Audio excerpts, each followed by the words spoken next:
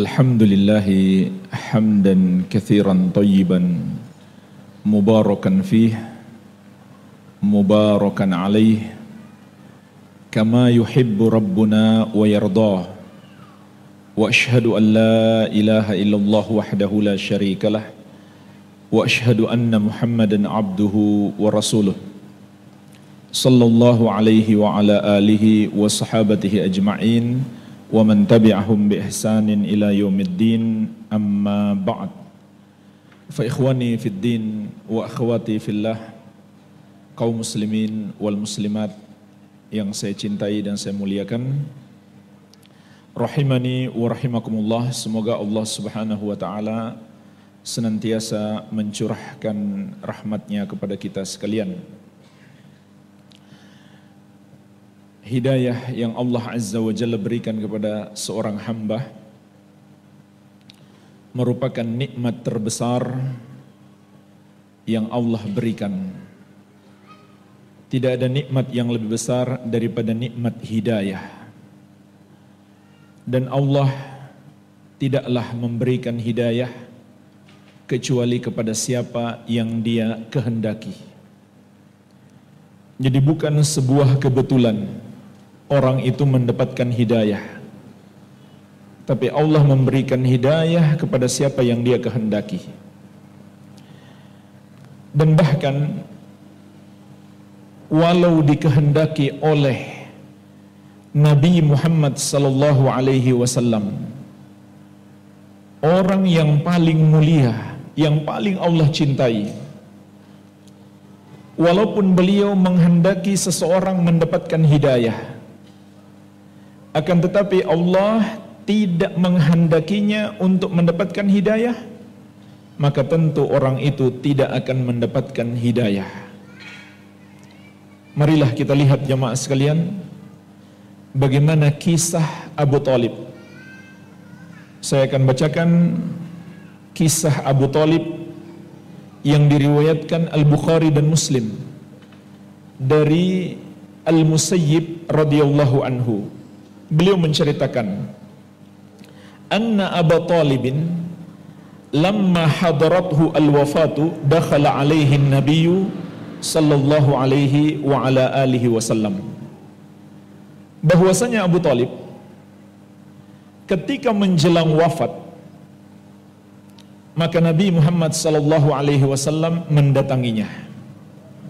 Saat diberitahu Abu Thalib sudah sakit keras, mungkin akan wafat, maka Rasulullah SAW pun segera datang untuk mendakwahi Abu Thalib di kesempatan yang terakhir. Wa indahu Abu Jahal, dan ketika itu sudah ada Abu Jahal duluan. Maka Rasulullah SAW pun mengatakan kepada Abu Thalib, ay ammi kulla ilaha illallah kalimatun uhajjulaka biha indallah. Wahai paman, ucapkan la ilaha illallah kalimatan uhajjalaka biha indallah, satu kalimat yang dengannya aku akan berhujjah untukmu di hadapan Allah kelak di hari kiamat. Namun Abu Jahal dan seorang lagi yang bernama Abdullah bin Abi Umayyah, mereka berdua mengatakan kepada Abu Thalib, ya Abu Thalib, targabu an millati Abdul Muttalib. Wahai Abu Thalib, apakah engkau benci dengan agama ayahmu Abdul Muttalib? Dan Abdullah bin Abi Umayyah ini di kemudian hari masuk Islam.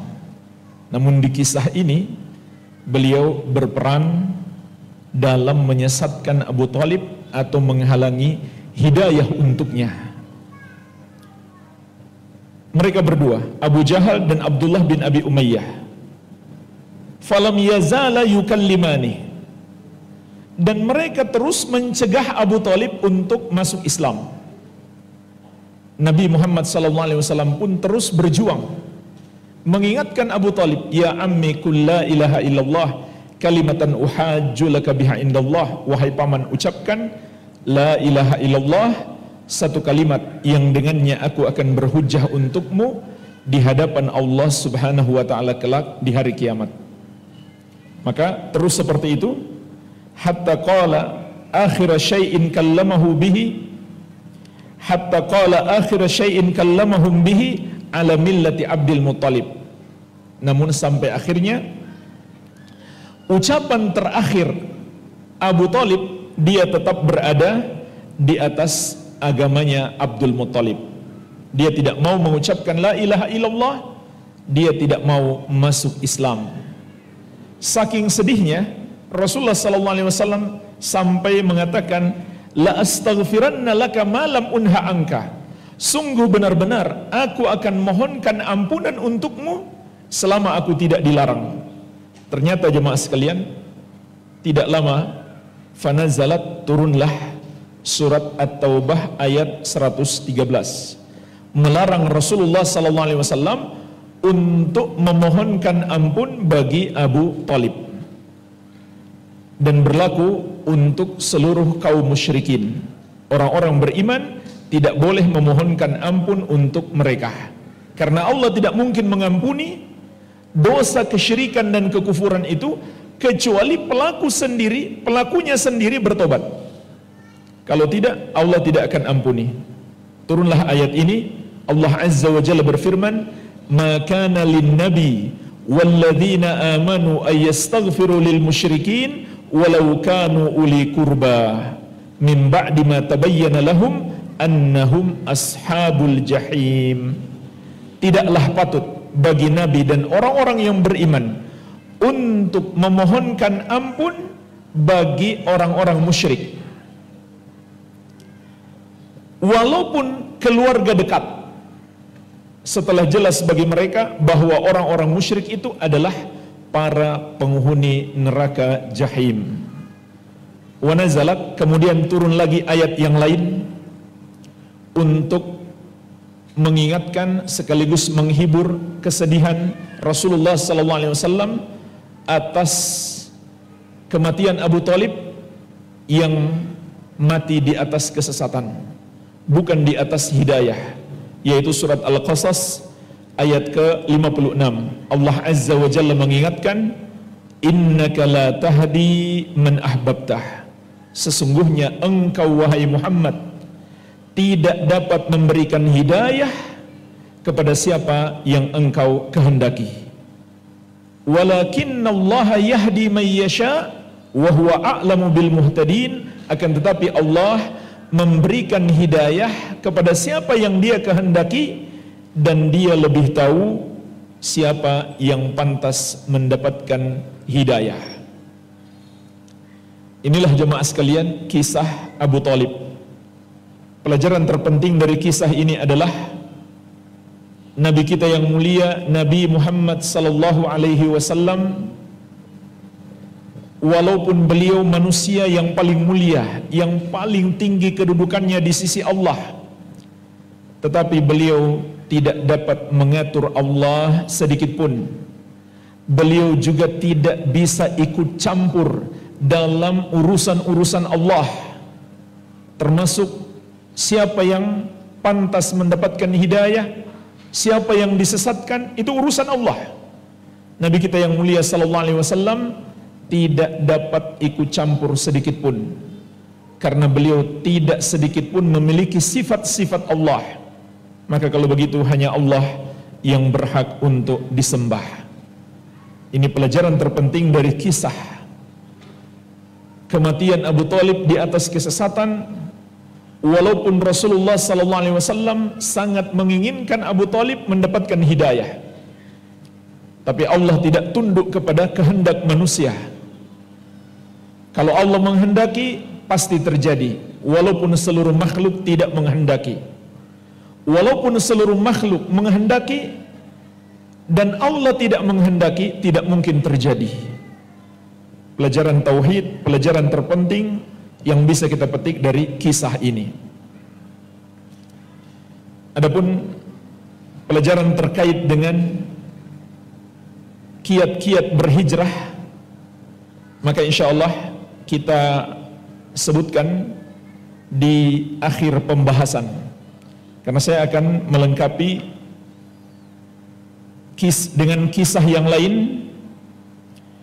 Yang kedua, jadi yang pertama kisah Abu Thalib, yang kedua kisah orang-orang Yahudi dan kaum musyrikin Arab, baik kaum musyrikin yang tinggal di kota Makkah maupun yang tinggal di kota Madinah.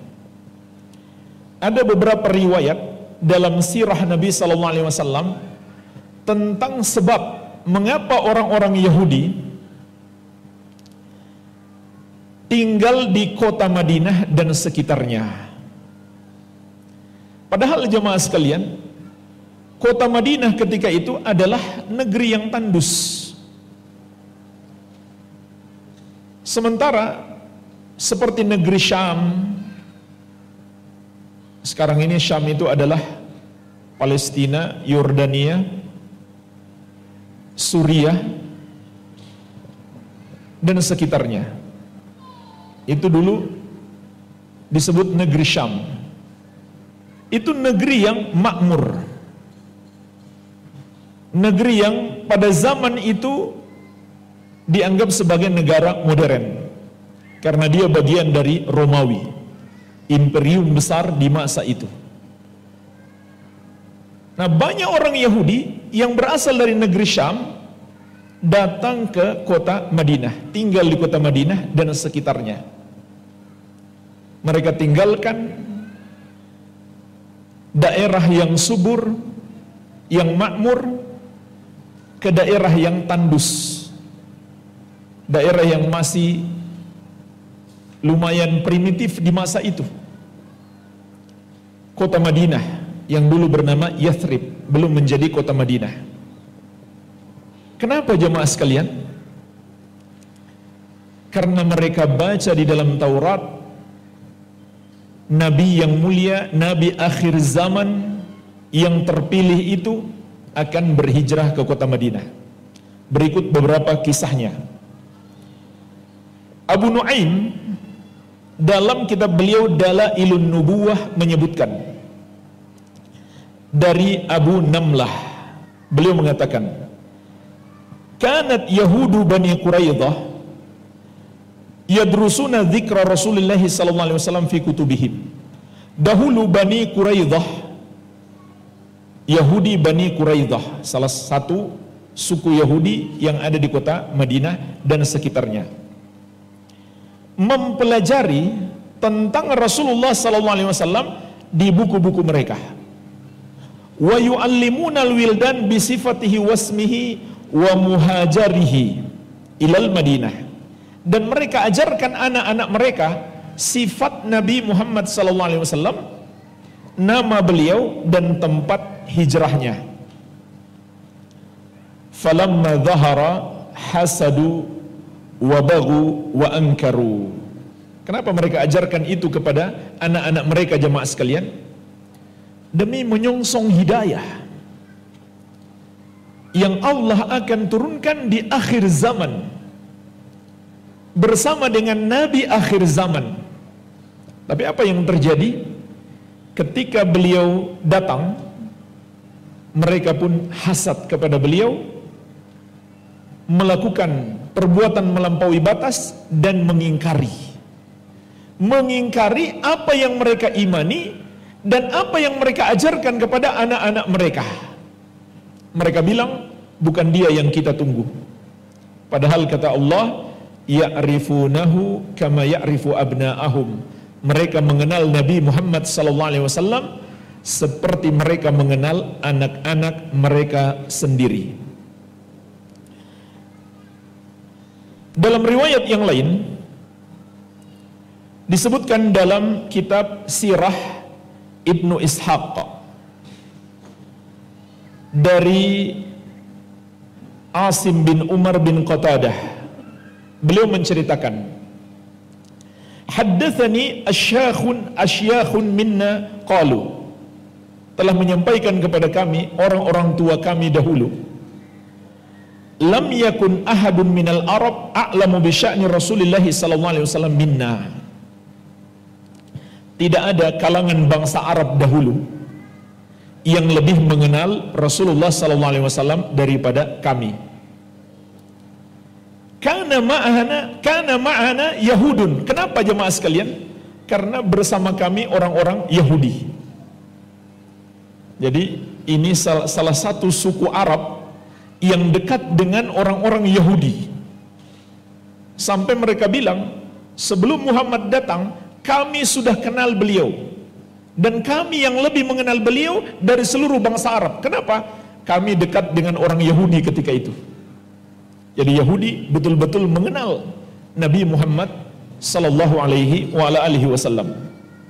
Wa kanu ahlu kitab wa kunna ashabu wathanin. Mereka adalah ahlu kitab.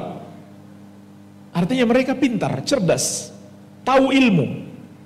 Sedangkan kami para penyembah berhala ketika itu. Fakunna idza balagana minhum ma yakrahun qalu inna nabiyyan mab'utsan al'an qad adalla zamanuhu nattabi'uhu. Maka dahulu apabila kami berselisih dengan orang-orang Yahudi, orang-orang Yahudi akan mengancam kami.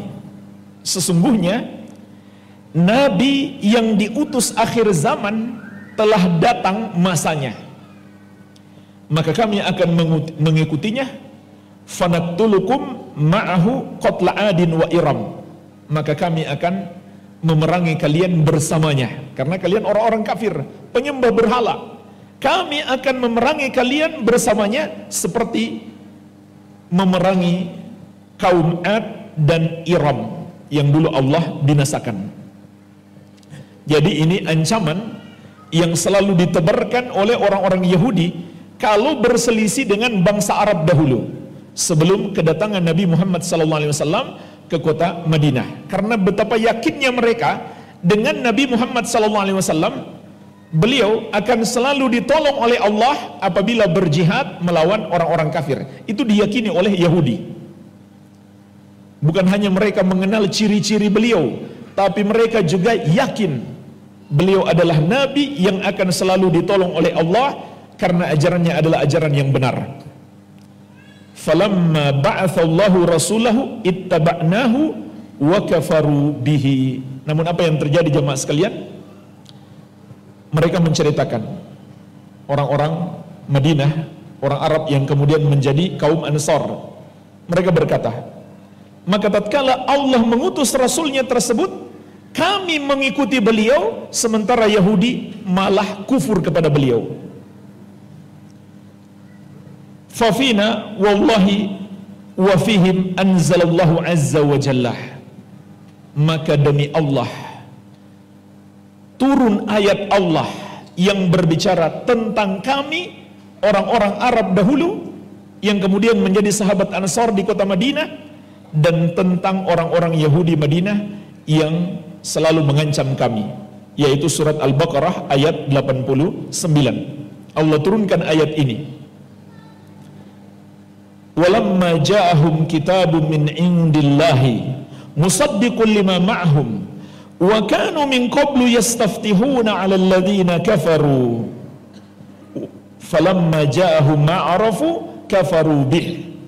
Kata Allah, dan tatkala datang kepada mereka kitab dari sisi Allah, maksudnya Al-Quran yang dibawa oleh Rasulullah sallallahu alaihi wa ala alihi wasallam, yang Al-Quran itu membenarkan kitab yang ada pada mereka, kitab Taurat. Wa kanu min qablu yastaftihuna 'alal ladzina kafaru. Padahal mereka dahulu selalu mengancam orang-orang kafir, yaitu para penyembah berhala, bahwa mereka akan memerangi orang-orang kafir bersama Nabi Muhammad sallallahu alaihi wa alihi wasallam. Falamma ja'ahum ma 'arafu kafaru bih. Namun tatkala datang kepada mereka apa yang telah mereka kenali, yaitu Nabi Muhammad sallallahu alaihi wa alihi wasallam, mereka pun kufur kepada beliau. Fala'natullahi 'alal kafirin. Maka laknat Allah terhadap orang-orang yang kafir itu. Satu riwayat lagi jamaah sekalian tentang kisah Yahudi. Seorang alim Yahudi dahulu. Seorang alim Yahudi dahulu yang sengaja datang dari negeri Syam berhijrah ke kota Madinah. Seorang alim yang soleh. Disebutkan dalam riwayat yang sahih dalam sirah Ibnu Ishaq dan juga dinukil oleh Imam Al-Baihaqi dalam sunan beliau dan juga Abu Nuaim dalam Dalailun Nubuwah, menceritakan tentang seorang ulama Yahudi yang sengaja datang dari negeri Syam untuk hijrah ke kota Madinah. Maka sebelum dia wafat, ternyata dia wafat belum sampai berjumpa dengan Rasulullah sallallahu alaihi wasallam. Dan orang Yahudi ini, alim Yahudi ini, itu betul-betul dikenal sebagai orang soleh. Beliau dipanggil dengan nama Ibnul Haiban, Ibnu Al-Haiban. Sampai ketika kalau terjadi musim kemarau, maka mereka akan minta beliau untuk berdoa kepada Allah agar menurunkan hujan. Maka Allah pun menurunkan hujan. Jadi betul-betul dia dihormati oleh orang-orang Yahudi di kota Madinah. Maka sebelum wafat beliau berpesan, "Ya ma'syara Yahud, ma tarawnahu akhrajani min ardil khamri wal khamir ila ardil bu'si wal ju'." Wahai orang-orang Yahudi, apa yang kalian kira yang mengeluarkan aku, yang membuat aku berhijrah dari negeri yang subur makmur ke negeri yang penuh dengan penderitaan dan kelaparan ini? Kota Madinah ketika itu negeri yang tandus. Fakulna, maka mereka jawab, anta a'lam, engkau yang lebih mengetahui. Fakal, maka beliau berkata, innahu innama akhrajani atawaqqa'u khuruja nabiyyin qad adalla zamanuhu. Sesungguhnya yang membuat aku datang ke kota ini karena aku mengira sudah sangat dekat diutusnya nabi terakhir, Nabi Muhammad sallallahu alaihi wa ala alihi wasallam. Hadhil bilad muhajaruhu, dan negeri ini, kota ini adalah tempat berhijrahnya. Fa'attabi'uhu, maka aku datang untuk mengikutinya.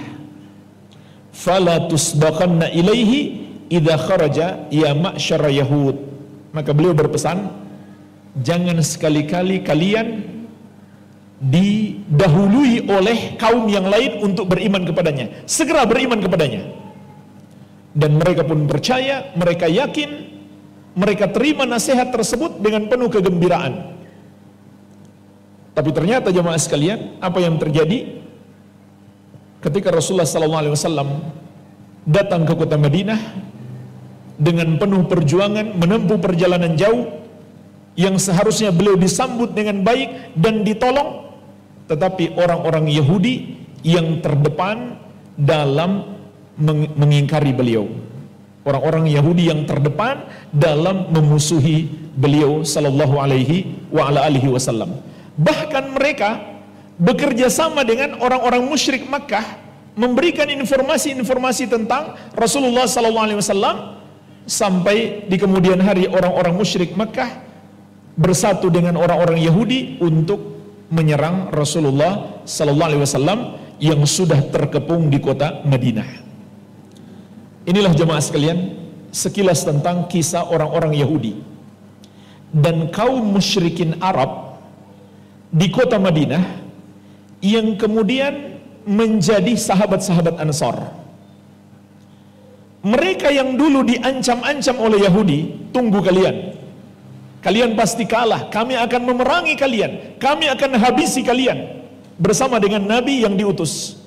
Ternyata ketika Nabi itu diutus, justru yang diancam-ancam ini, yang malah beriman, yang mengancam malah yang terdepan dalam mengingkari dan kufur kepada beliau. Dan lebih mengenaskan lagi jamaah sekalian, mayoritas musyrikin kota Makkah. Ini lebih mengenaskan sebenarnya, karena mereka adalah orang-orang yang betul-betul mengenal Rasulullah SAW sejak kecil sampai dewasa. Mereka yang menggelari beliau dengan Al-Amin, orang yang paling terpercaya. Tapi ketika Rasulullah SAW mulai berdakwah, mengajak mereka masuk Islam, maka mereka pula yang mengatakan beliau adalah kadzab, pendusta besar. Mereka juga mengatakan beliau adalah penyair yang gila. Mereka juga mengatakan beliau memecah belah bangsa Arab, dan berbagai macam tuduhan-tuduhan yang menyakitkan, sampai pada tingkat mereka sudah sepakat untuk membunuh Rasulullah Sallallahu Alaihi Wasallam. Dan di antara orang-orang yang bersepakat itu ada keluarga Nabi, ada sepupu beliau, ada paman-paman beliau. Mereka sudah bersepakat di malam Rasulullah Sallallahu Alaihi Wasallam berhijrah untuk membunuh Nabi Sallallahu Alaihi Wasallam. Tapi Allah menyelamatkan beliau sehingga beliau bisa keluar berhijrah tanpa diketahui oleh mereka, tanpa mereka bisa menangkap beliau. Namun pada akhirnya jemaah sekalian, Rasulullah SAW harus terusir dari kampung halamannya, meninggalkan negeri yang beliau cintai.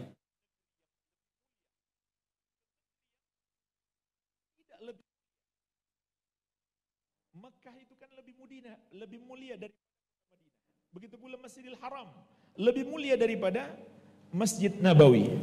Tapi Rasulullah SAW harus meninggalkan negeri yang lebih mulia kepada negeri yang tidak lebih mulia. Jadi ini yang diderita oleh Rasulullah SAW akibat dari perbuatan orang-orang musyrik Makkah yang mengenal beliau, yang sebenarnya tahu beliau tidak mungkin berdusta, yang mereka juga merupakan keluarga Nabi SAW dan orang-orang yang dekat dengan beliau dahulu. Nah jemaah sekalian, sekarang marilah kita renungkan betapa mahalnya hidayah itu. Abu Thalib, kurang apa dekatnya hubungan kekeluargaan Abu Thalib dengan Rasulullah SAW. Abu Thalib adalah paman Nabi Muhammad SAW yang sudah seperti ayah bagi beliau. Sejak Nabi SAW berumur 8 tahun, Abu Thalib yang menjaga, memelihara dan menafkahi Rasulullah Sallallahu Alaihi Wasallam. Terus Abu Thalib memperhatikan Nabi Sallallahu Alaihi Wasallam seperti anaknya sendiri. Sampai ketika Nabi Sallallahu Alaihi Wasallam mulai berdakwah dan dimusuhi oleh orang-orang kafir, Abu Thalib pun membela Rasulullah Sallallahu Alaihi Wasallam. Dan ketika Nabi Sallallahu Alaihi Wasallam diboikot oleh orang-orang kafir, Abu Thalib pun ikut diboikot sampai 3 tahun lamanya. Rasulullah Sallallahu Alaihi Wasallam dan keluarga termasuk Abu Thalib diboikot oleh orang-orang kafir, dan bahkan mereka ketika itu tidak ditawarkan atau tidak dilakukan jual beli makanan dan lain sebagainya, sampai-sampai Nabi SAW dan keluarga beliau makan daun-daunan sampai luka mulut mereka. Abu Thalib pun ikut menderita ketika itu. Luar biasa perjuangan Abu Thalib dalam membela Rasulullah SAW dan membela Islam. Kemudian jemaah sekalian, mereka juga orang-orang yang pintar bahasa Arab. Makanya mereka tahu betul ketika Rasulullah SAW mengatakan, ucapkan la ilaha illallah. Mereka pun marah. Kenapa? Karena mereka betul-betul tahu la ilaha illallah itu maknanya la ma'budah haqqun illallah, tidak ada yang berhak disembah kecuali Allah. Artinya semua yang mereka sembah selama ini adalah salah, batil, tidak benar. Itu yang membuat mereka marah. Karena mereka paham arti la ilaha illallah, mereka mengerti bahasa Arab. Sementara penduduk kota Madinah, mereka belum pernah berjumpa dengan Rasulullah SAW. Mereka yang diancam-ancam oleh Yahudi, malah mereka yang berdatangan sejak Nabi SAW di kota Makkah. Penduduk kota Madinah itu sudah mulai berdatangan untuk masuk Islam. Sampai-sampai disebutkan, tidaklah Nabi SAW berhijrah kecuali di setiap rumah penduduk kota Madinah minimalnya sudah ada satu orang Islam. Jadi saat Nabi SAW berhijrah, kaum muslimin sudah banyak. Makanya penyambutan kepada beliau luar biasa. Mereka berdatangan dari jauh untuk masuk Islam.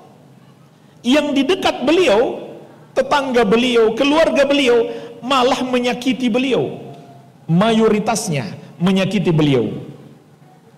Kemudian bandingkan juga dengan orang-orang Yahudi yang betul-betul mengenal Rasulullah SAW, yang mereka nanti-nantikan, yang mereka sudah rela meninggalkan negeri Syam ke kota Madinah demi beriman kepada Nabi Muhammad SAW.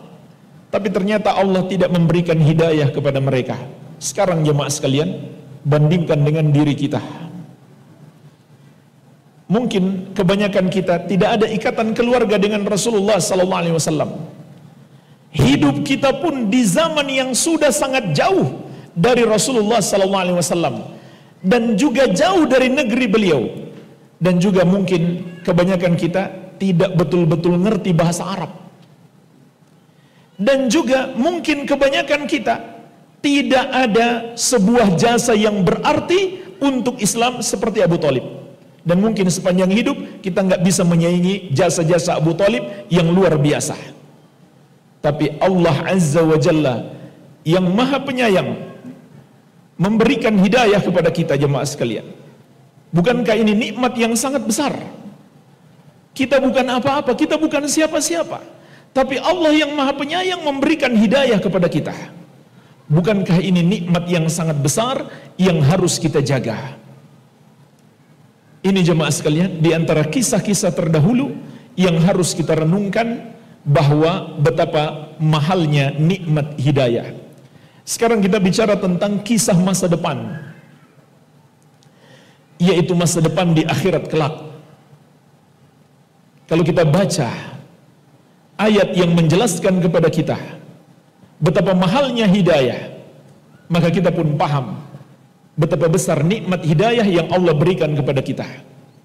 Allah Azza wa Jalla mengingatkan kita dalam surat Al-Maidah ayat 36-37. Innal ladzina kafaru law anna lahum ma fil ardi jami'an wa mithlahu ma'ahu liyaftadu bihi min adzabi yaumil qiyamah ma tuqabbala minhum. Sesungguhnya orang-orang kafir, andai mereka memiliki kekayaan seluruh isi bumi ditambah dengan yang semisalnya, berarti 2 kali lipat, untuk digunakan menebus diri mereka dari azab neraka jahanam di hari kiamat, tidak akan diterima daripadanya. Walahum adzabun alim, dan bagi mereka azab yang pedih. Yuriduna ayakhruju minan nari, mereka ingin keluar dari neraka. Wa ma hum bikharijina minha, namun mereka tidak dapat keluar darinya.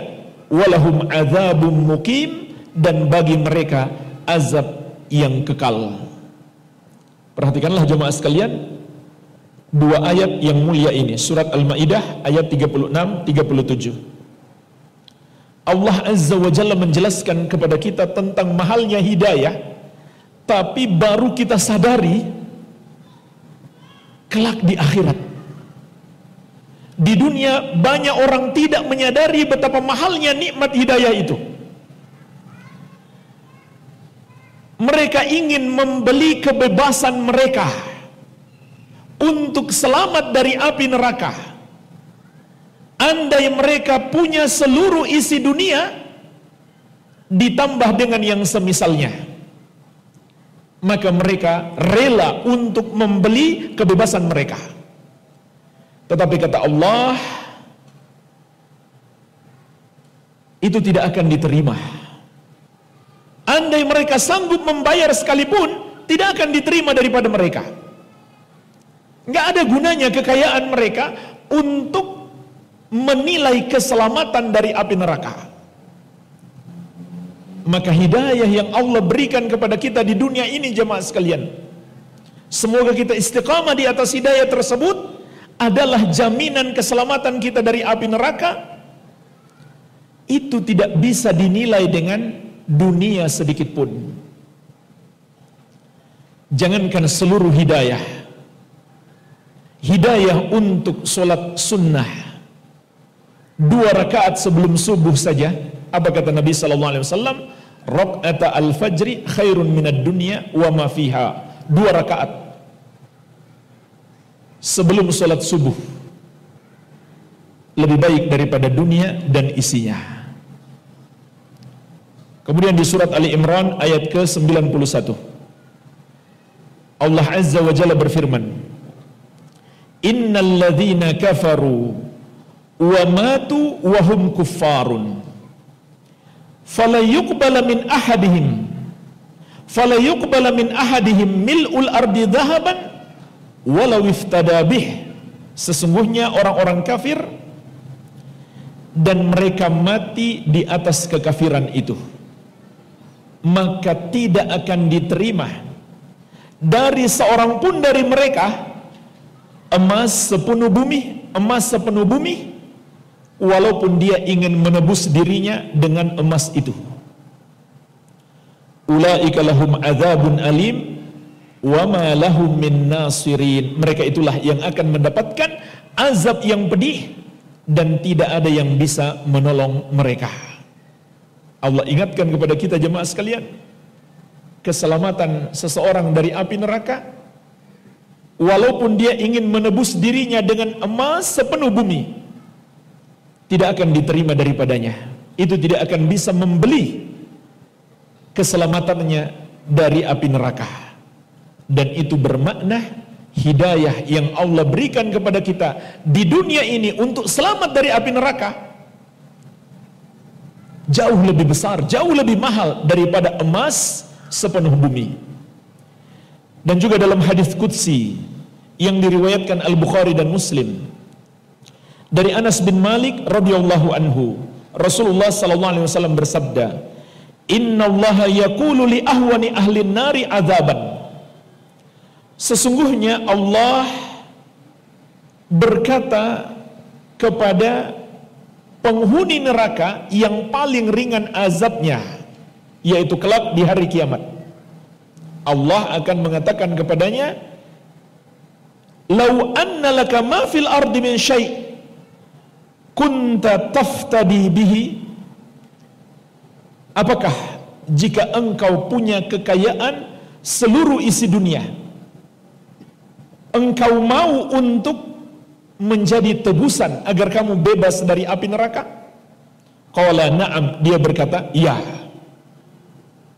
Lihat jemaah sekalian, betapa mahalnya kebebasan dari api neraka itu, sehingga orang yang kafir kepada Allah kelak di hari kiamat, dia rela, andai dia punya kekayaan seisi dunia, untuk membeli kebebasannya dari api neraka.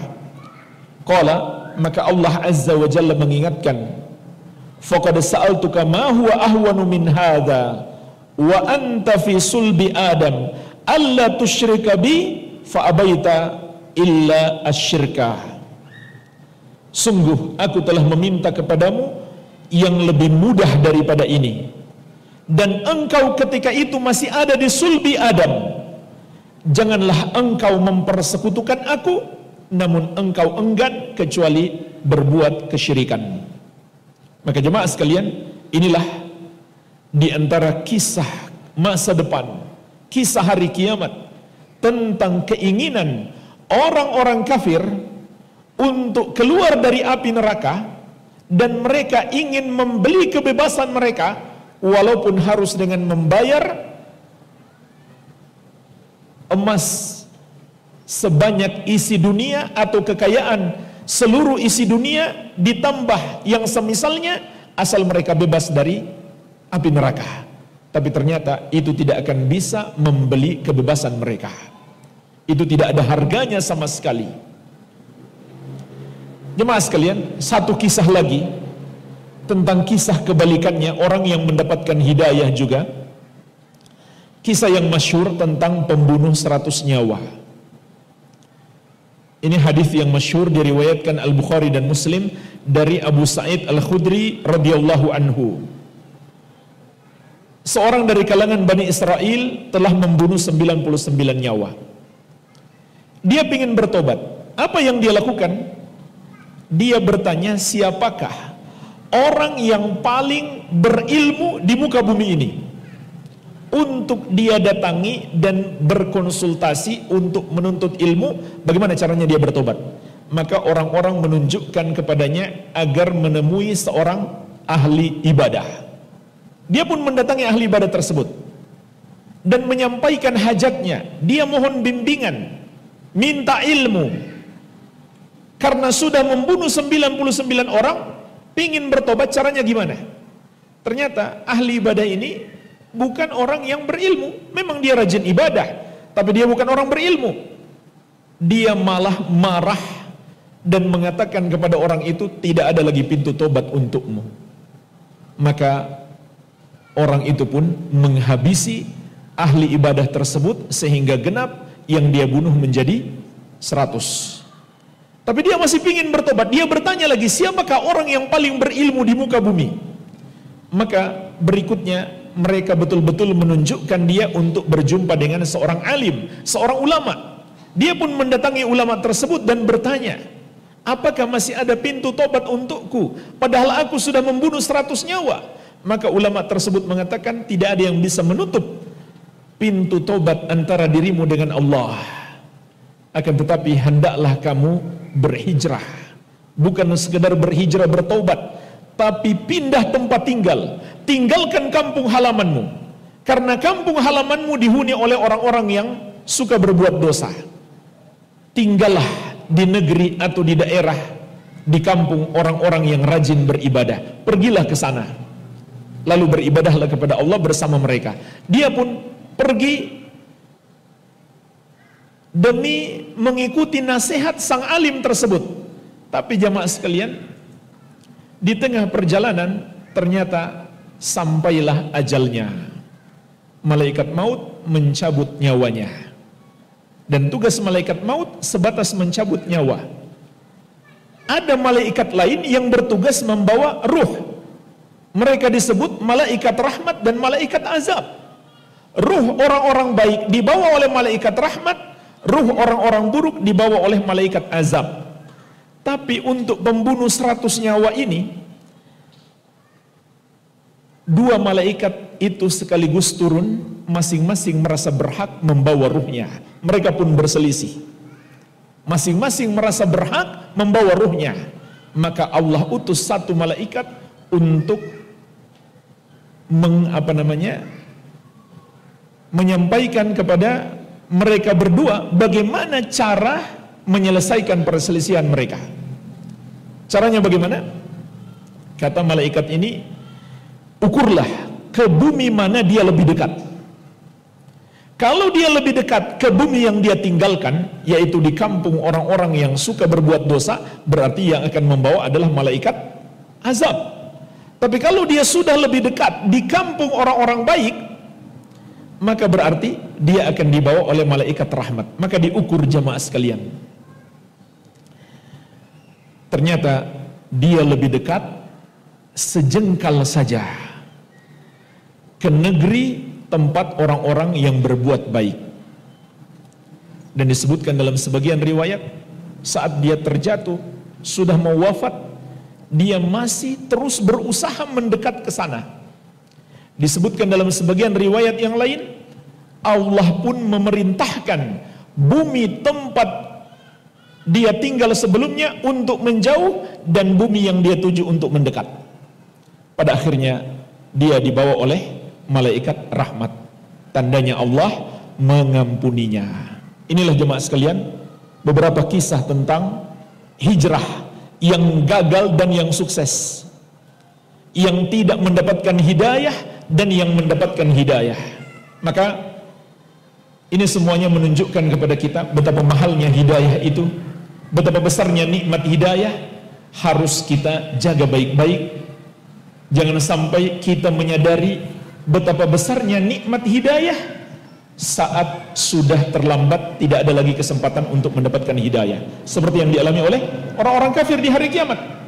Mereka baru sadar betapa besarnya nikmat hidayah, sehingga mereka ingin membeli kebebasan mereka dari api neraka walau dengan membayar sebanyak apapun. Andai mereka punya, tapi Allah Azza wa Jalla tidak akan menerimanya. Jadi jangan sampai seperti itu, karena ini diantara sifat manusia yang lalai terhadap nikmat yang Allah berikan. Ketika nikmat itu masih ada, dia anggap remeh nikmat itu. Ketika nikmat itu hilang, dia pun tersadar betapa indahnya, betapa besarnya nikmat itu. Banyak orang sehat tidak mensyukuri nikmat sehat itu. Kapan dia sadari nikmat sehat? Ketika dia sudah sakit. Ketika dia sakit baru dia sadari betapa indahnya nikmat sehat. Maka jangan sampai nikmat hidayah yang sangat besar ini kita baru sadari kelak di hari kiamat, naudzubillah. Maka sebagai penutup jemaah sekalian, kita bisa simpulkan dari kisah-kisah ini beberapa kiat untuk menjaga hidayah. Yang pertama adalah ilmu dan amal. Ilmu dan amal. Teruslah menuntut ilmu, mendalami ilmu agama, dan selalu berusaha mengamalkannya. Lihatlah bagaimana pembunuh 100 nyawa. Dia sudah berada di jurang kehancuran. Ternyata sudah tidak lama lagi dia mati. Tapi dengan ilmu yang dia pelajari dari orang yang berilmu, dan dia mau mengamalkannya, maka dia selamat. Padahal dia sudah berada di tepi jurang neraka. Tapi lihat sebaliknya, Yahudi yang punya ilmu tapi tidak diamalkan, maka mereka pun tidak mendapatkan hidayah. Mereka punya ilmu, mereka tahu betul yang mereka tunggu, yang mereka nanti-nantikan selama ini, Muhammad SAW telah datang. Tapi mereka yang pertama mengingkari beliau, memusuhi beliau.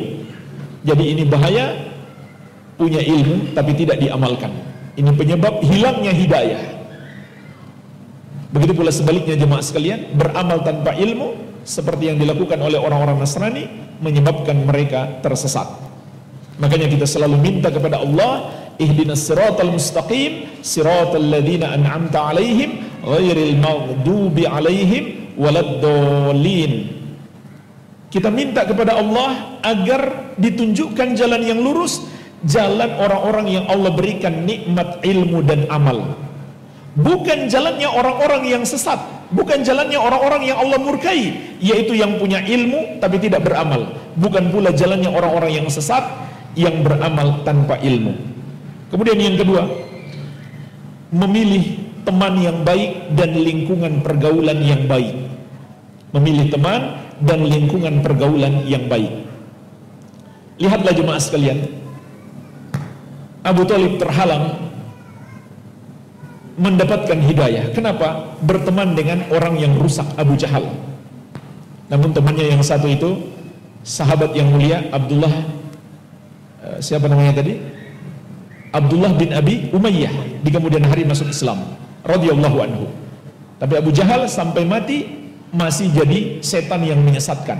Abu Thalib hampir saja mendapatkan hidayah kalau tidak berteman dengan Abu Jahal.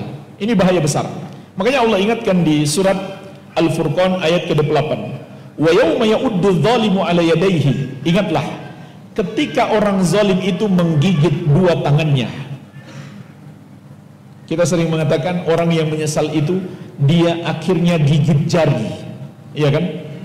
Kelak di hari kiamat, bukan gigit jari saja, dua tangannya dia gigit karena saking menyesalnya.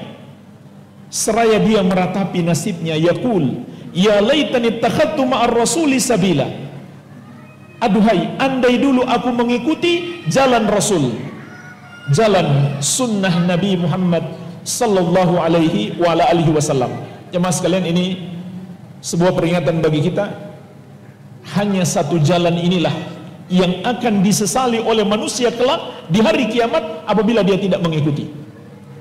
Sambil menggigit dua tangannya, dia meratapi nasibnya, ya laitani lam attakhid, ya laitani takhadtu ma'ar rasuli sabila. Aduhai, andai dulu aku mengikuti jalan Rasul.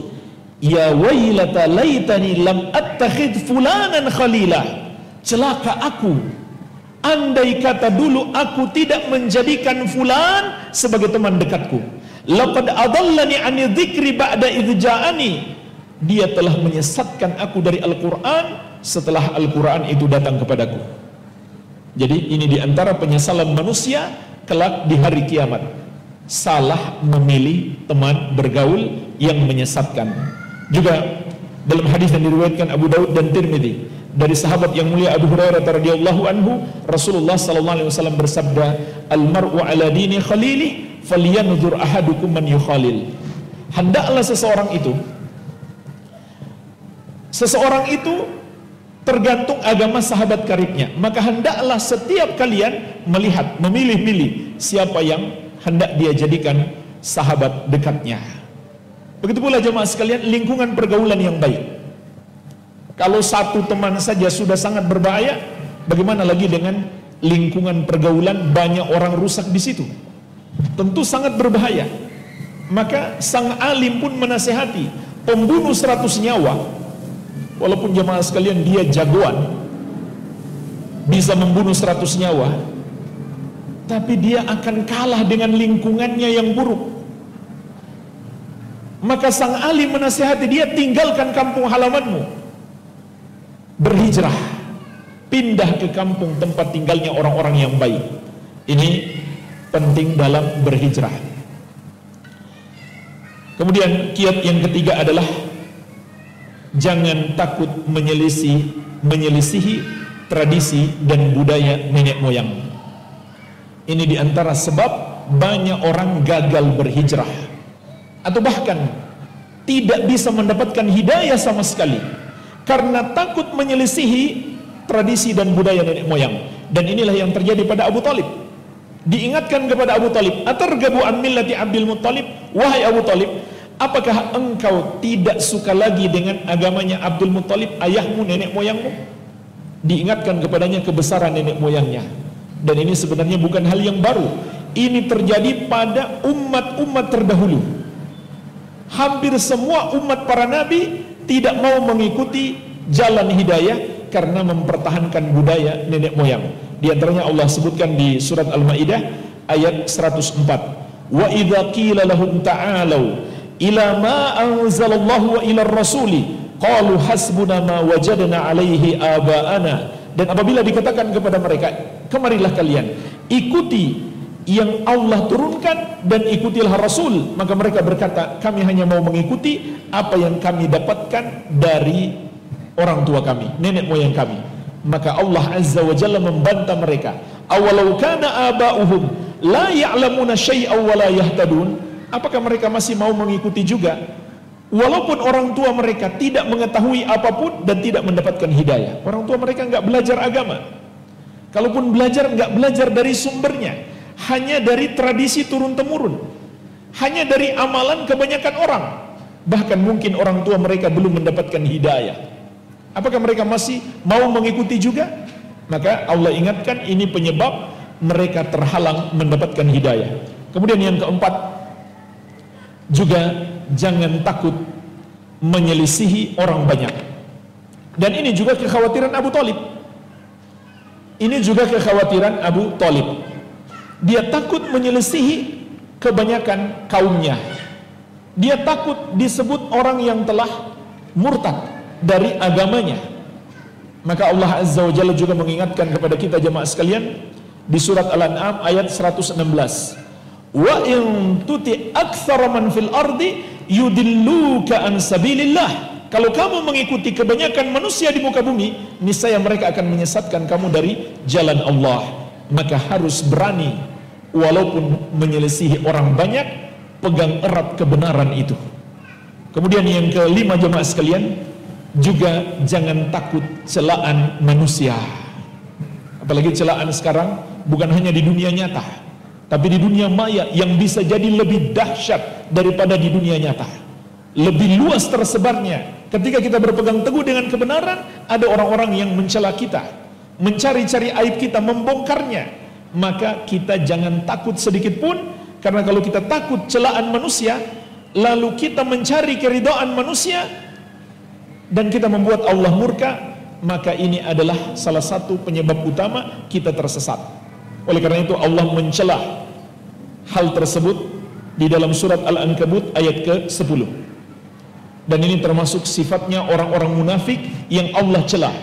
Wa minan nasi may yaqulu amanna billahi fa idza udhiya fillahi ja'ala fitnatan nas ka'adzabillah. Dan di antara manusia ada orang-orang yang berkata, kami sudah beriman kepada Allah, namun ketika mereka disakiti di jalan Allah, mereka jadikan gangguan manusia seperti azab Allah.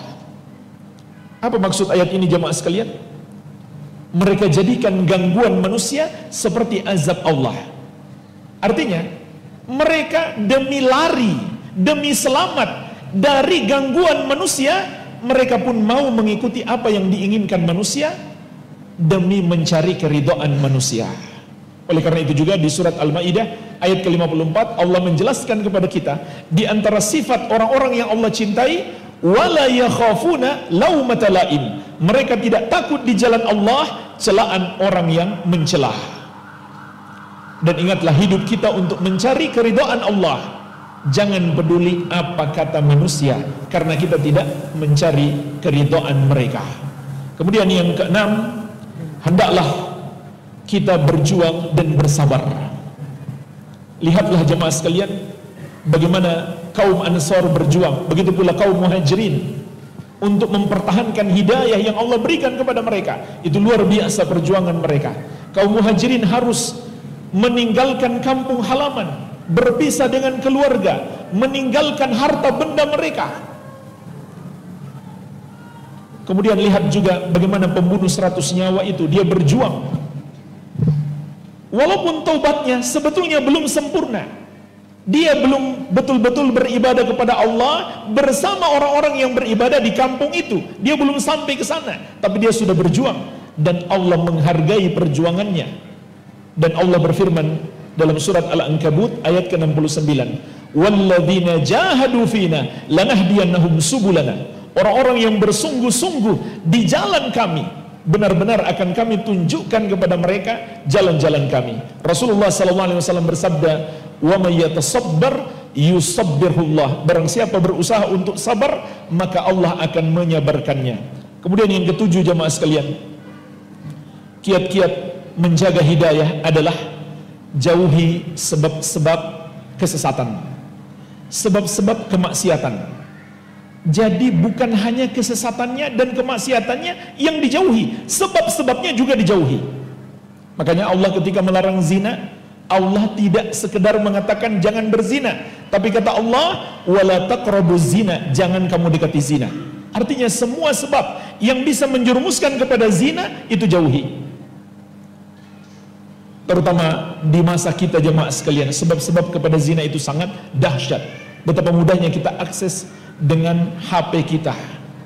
Maka kita harus lebih kuat berusaha untuk menjauhinya. Begitu pula menjauhi syubhat, karena syubhat itu adalah sebab yang menjerumuskan kita dalam kesesatan. Termasuk jemaah sekalian, mengapa Islam melarang, Rasulullah SAW dan ulama salaf dahulu melarang kita mendengarkan ucapan-ucapan orang yang menyimpang, bergaul dengan orang-orang yang menyebarkan kesesatan, agar kita tidak terjerumus dalam kesesatan itu. Rasulullah SAW bersabda, "Inna mimma akhsha alaikum syahawatil ghaifi butunikum wa furujikum wa mudillatil fitan. Rasulullah sallallahu alaihi wasallam mengingatkan kita dua sebab kita tersesat. Kata beliau, sesungguhnya di antara yang paling aku takutkan menimpa kalian adalah syahwat yang menjerumuskan pada maksiat yang terdapat di perut-perut kalian dan kemaluan-kemaluan kalian. Ini yang pertama, syahwat. Yang kedua, wa mudillatil fitan, syubhat-syubhat yang menyesatkan. Jadi jemaah sekalian, sebab-sebab yang menjerumuskan kepada penyimpangan dan kesesatan itu sangat banyak. Tapi kalau kita globalkan, hakikatnya cuma dua saja, yaitu syahwat dan syubhat. Bagaimana menghadapi syahwat dan syubhat? Dengan sabar dan yakin. Sebagaimana kata Allah di surat As-Sajdah, waja'alna minhum a'immatan yahduna bi amrina lamma sabaru wa kanu bi ayatina yuqinun. Kami jadikan mereka para pemimpin. Maksudnya orang-orang yang memiliki kedudukan yang tinggi, yang memberi petunjuk dengan perintah kami. Kapan Allah meninggikan seseorang? Ketika mereka memiliki dua hal. Yang pertama kata Allah, lamma sabaru, tatkala mereka bersabar. Yang kedua, wa kanu bi ayatina yuqinun, dan mereka yakin terhadap ayat-ayat kami. Kenapa dua hal ini jemaah sekalian yang Allah jadikan sebab manusia ditinggikan? Karena dua hal inilah yang kita gunakan untuk menghadapi godaan syahwat dan serangan syubhat. Syahwat dihadapi dengan kesabaran dan syubhat dihadapi dengan keyakinan. Kemudian kiat yang ke-8, banyak mengingat mati dan kehidupan akhirat. Maka ini akan sangat membantu kita untuk menjaga hidayah. Selalu ingat mati. Itu perintah Nabi sallallahu alaihi wasallam. Aktsiru min dzikri hazimil ladzat. Perbanyaklah mengingat pemutus segala kelezatan dunia. Abu Ali Ad-Daqqaq rahimahullahu taala pernah mengatakan, "Man aktsara dzikral maut ukrima bi thalathati asya." Barang siapa memperbanyak ingat mati, dia akan dimuliakan dengan 3 hal. Yang pertama, ta'jilit taubah, menyegerakan taubat. Yang kedua, wa qana'atil qalbi, hati yang qanaah. Hatinya tidak gelisah dengan dunia, dengan harta dan lain-lain, karena dia ingat mati, hatinya selalu qanaah. Yang ketiga, wa nasyatul ibadah, semangat dia beribadah karena ingat mati. Wa man nasiyahu uqiba bi salatin, sebaliknya barang siapa melupakan kematian, dia akan dihukum dengan 3 hal. Yang pertama, taswifit taubah, menunda-nunda taubat. Yang kedua, wa tarkir ridha bil kafaf, dia tidak ridho dengan kecukupan yang Allah berikan. Sudah cukup sebenarnya, tapi dia nggak pernah ridho karena lupa dengan kematian. Yang ketiga, wattakasul fil ibadah, malas dalam beribadah. Kiat yang ke-9 jemaah sekalian, agar hidayah kita tetap ada dalam diri kita, hendaklah banyak-banyak berdoa. Doa disertai dengan hati yang khusyuk, yang tunduk kepada Allah, dengan penuh pengharapan dan rasa takut kepada Allah, dan bergantung hanya kepada Allah yang satu saja, bertawakal kepadanya. Jangankan kita jemaah sekalian, para istri Nabi sallallahu alaihi wasallam mengabarkan, di antara doa yang paling sering dibaca oleh Rasulullah sallallahu alaihi wasallam adalah doa memohon istiqamah di atas hidayah. Allahumma ya muqallibal qulub, tsabbit qalbi ala dinik. Ya Allah yang membolak-balikan hati, kuatkan hatiku di atas agamamu. Yang ke-10, yang terakhir jemaah sekalian, ini kiat yang paling utamanya untuk menjaga hidayah adalah berpegang teguh dengan tauhid dan sunnah. Ini kunci utamanya. Kunci segala hidayah dan selamat dari kesesatan adalah berpegang teguh dengan tauhid dan sunnah. Dalam surat Al-An'am ayat ke-82, Allah Azza wa Jalla menegaskan, alladzina amanu wa lam yalbisu imanahum bidzulmin ulaika lahumul amnu wa hum muhtadun. Orang-orang yang beriman dan tidak mencampurkan iman mereka dengan kesyirikan sedikit pun. Tauhid itu adalah tidak tercampur dengan kesyirikan sedikit pun, maka mereka itulah orang-orang yang akan mendapatkan nikmat keamanan dan nikmat hidayah. Termasuk makna nikmat hidayah adalah istiqamah sampai kita berpisah dengan kehidupan dunia ini. Kemudian di surat An-Nur ayat ke-54 Allah Azza wa Jalla menegaskan, wa in tuti'uhu tahtadu. Kalau kalian menaati Rasul, maka kalian akan selalu mendapatkan hidayah. Sebaliknya di surat An-Nur ayat ke-63 Allah Azza wa Jalla memberi peringatan keras, orang yang menyelisihi petunjuk Nabi Muhammad SAW, dia akan dihukum dengan kesesatan. Falyahdharil ladzina yukhalifuna an amri an tusibahum fitnah aw yusibahum adzabun alim. Hendaklah takut orang-orang yang menyelisihi petunjuk Rasul, mereka akan ditimpa fitnah, yaitu kesesatan, atau ditimpa azab yang pedih. Maksudnya Allah akan berikan dua azab, azab kepada hati dan azab kepada fisik. Azab kepada hati adalah fitnah, dan fitnah itu maknanya adalah kesesatan.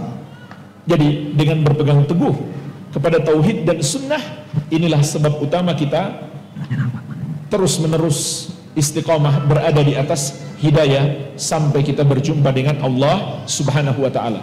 Walhamdulillah, ini yang bisa kami sampaikan. Saya kembalikan kepada moderator. Tafadhal.